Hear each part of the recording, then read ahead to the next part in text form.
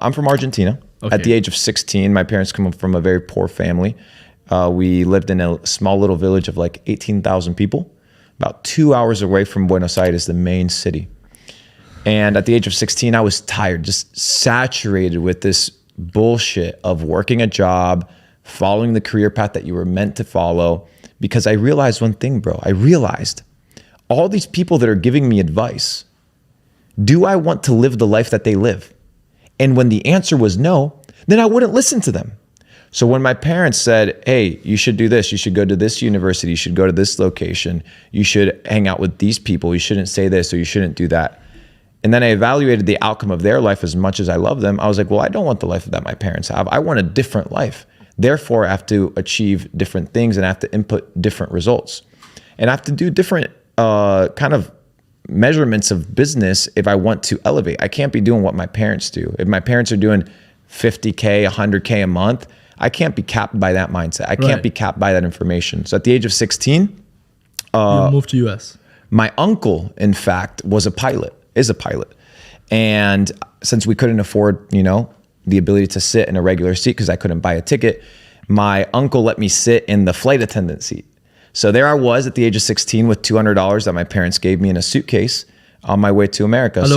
Alone. So I went from, working, cleaning toilets, power washing streets, knocking doors, sleeping in my car, homeless, working at restaurants, washing dishes. What was your first job in the US? My first job in the US was pressure washing basketball courts.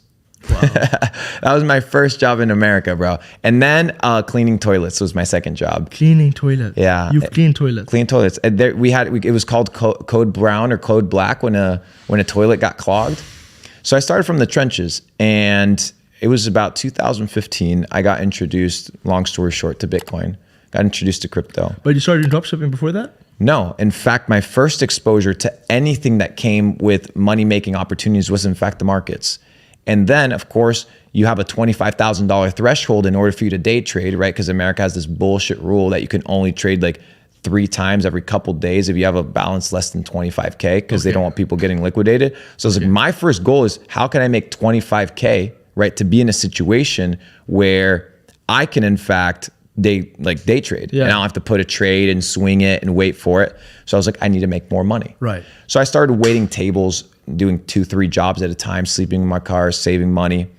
Because in the US, in many restaurants, you get paid your tips that same day. So what I would do is I would take the cash, right? I would go to Wells Fargo, the ATM, in my car. I would deposit the money. It's so vivid in my mind. I would deposit the money. It would be instantly reflected, the balance in my bank account. Yeah.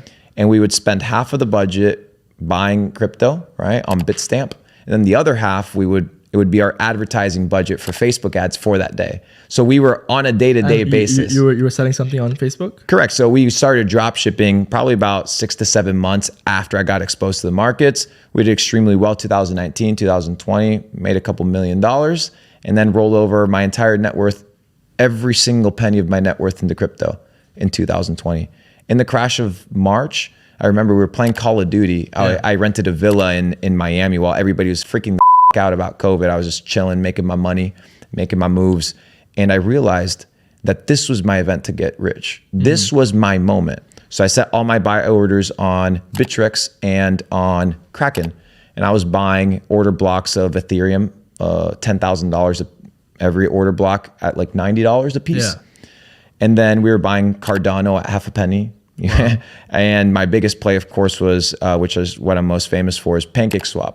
Your top 10 holder in PancakeSwap. I was a top 10 holder. I owned 1% of the not of the circulating supply, the whole supply of PancakeSwap, even though they continue adding tokens now. But I owned 1% of the supply, sub 50 cents or sub $25 million market cap, something ridiculous. And I rode that up to $2.6 billion market cap. So much so that I tattooed it on my neck. So how much did you make from that investment?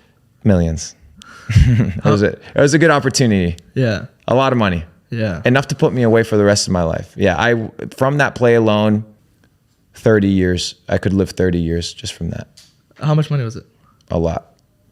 Like, you care to see the amount? Over 5. Over $5 million? Yeah. Nice. Amazing.